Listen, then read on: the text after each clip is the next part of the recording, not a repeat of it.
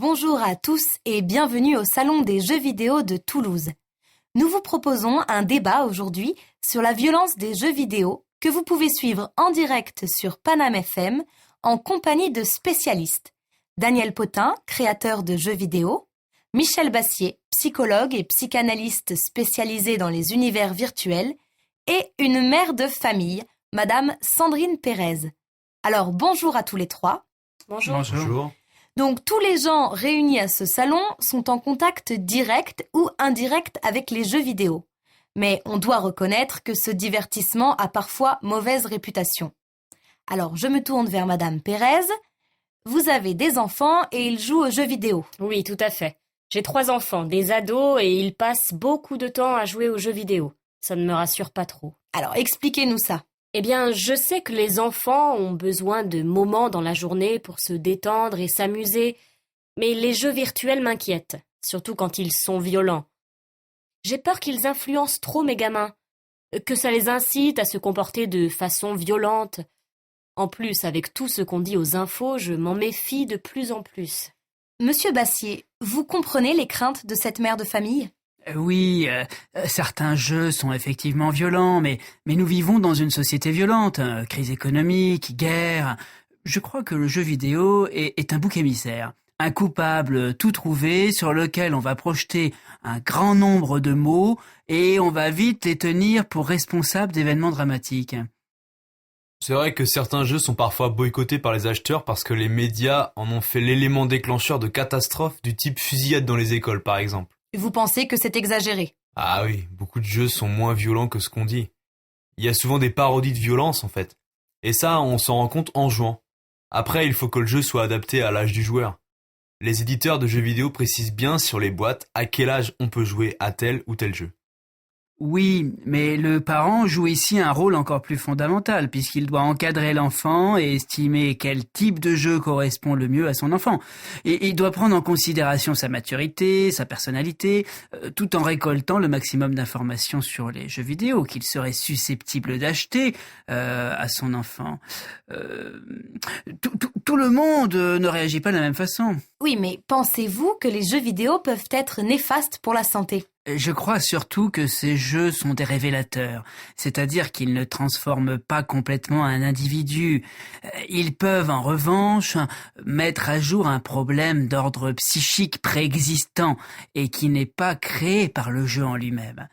Les faits divers rapportés par les médias sont en général sans rapport avec les jeux vidéo, mais plutôt avec la fragilité mentale de certains individus. Vous avez une question, Madame Pérez. Je voulais simplement dire que mes enfants affirment que jouer les calme.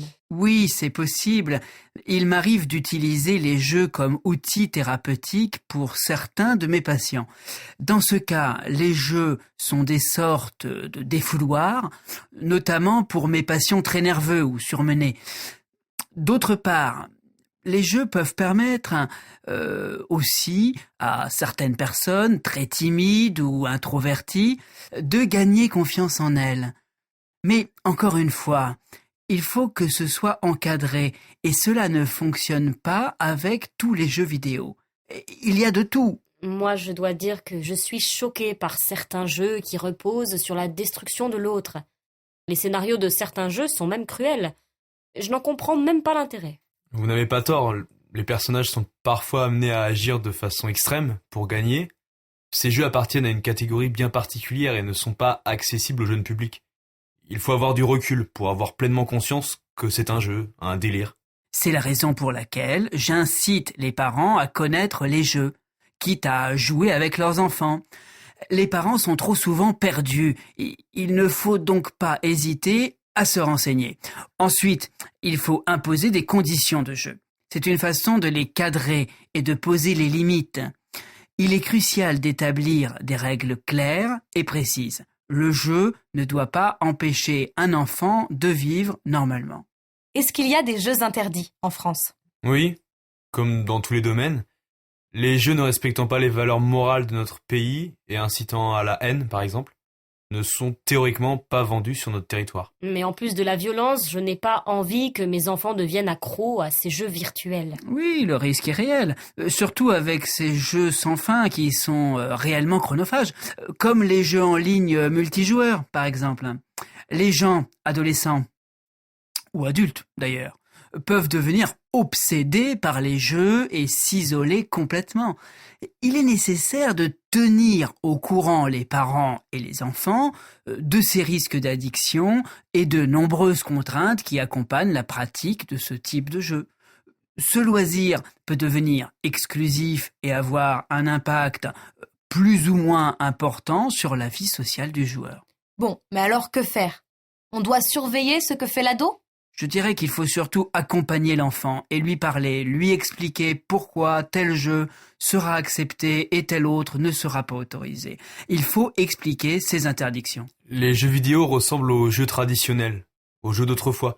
Tous ces jeux sont nécessaires à la construction de l'enfant et au développement de son imagination. Mais attention, on doit néanmoins éviter la confusion entre le réel et le virtuel et dialoguer au maximum.